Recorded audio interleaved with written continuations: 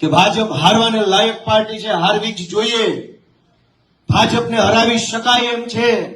અને એ બંને કામ ત્યારે જ થાય જ્યારે ગુજરાતની જનતાનો આત્મા જાગે, માણસ પોતાની જાતને ઢંઢોળે, પ્રશ્ન પૂછે પોતાની જાતને કે હું જે કઈ રાજકીય કામ કરું છું એ ગુજરાતના ભલા માટે છે કે ગુજરાતને બરબાદ કરી રહ્યું છે.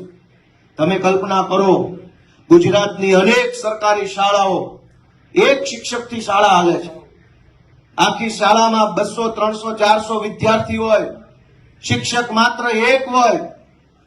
જ્ઞાતિના નામે આપણે મત તો આપીએ છીએ, પણ આપણી જ્ઞાતિનો છોકરો જે શાળામાં ભણે છે ત્યાં શિક્ષક નથી, એ વાતની ચિંતા આપણને થતી નથી. આપણી અંદરનો માણસ મરી ગયો હોય તો જ આવું થાય. આપણને આપણી જ્ઞાતિનો નેતા કોણ છે એ દેખાય છે, પણ આપણી જ્ઞાતિના એક છોકરાને ભણતર નથી મળતું, એની જિંદગી બગડે છે, એને મજૂરીઓ કરવી પડશે, એ ચિંતા આપણને કેમ નથી થતી?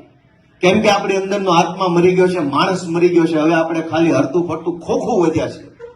દોસ્તો, અમે તો વિનંતી કરીએ છીએ કે રાજકારણમાં તમે અમારા કરતા વધારે દુનિયા જોઈ છે, જાજા નેતા જોયા, જાજી પાર્ટી જોઈ છે, જાજા મત આપ્યા છે, પણ આત્મા ક્યારે જાગશે આપણા બધાનો? એ તો અમારી વિનંતી છે. હું, ઈશુદાન ગઢવી, પ્રવીણ રામ, રાજુભાઈ કરપડા, ચેતરભાઈ વસાવા, યુવરાજસિંહ જાડેજા, આ બધા કોણ છે? એક સામાન્ય ઘર પરિવારમાંથી આવતા વ્યક્તિઓ છે. અમારો કોઈ રાજકીય વારસો નથી, અમારા બાપ દાદા ખાનદાનમાં કોઈ નેતા નથી. આ પહેલી પેઢીમાંથી અમે આવ્યા, બહાર આવ્યા. અમને એમ થયું કે કોઈ ન બોલે તો કોણ બોલશે? તો અમે નક્કી કર્યું, હું બોલીશ, ઈશુદાન કે હું બોલીશ, પ્રવીણ રામ કે હું બોલીશ. બધા ભેગા થયા અને જનતા માટે લડાઈ લડીએ છીએ.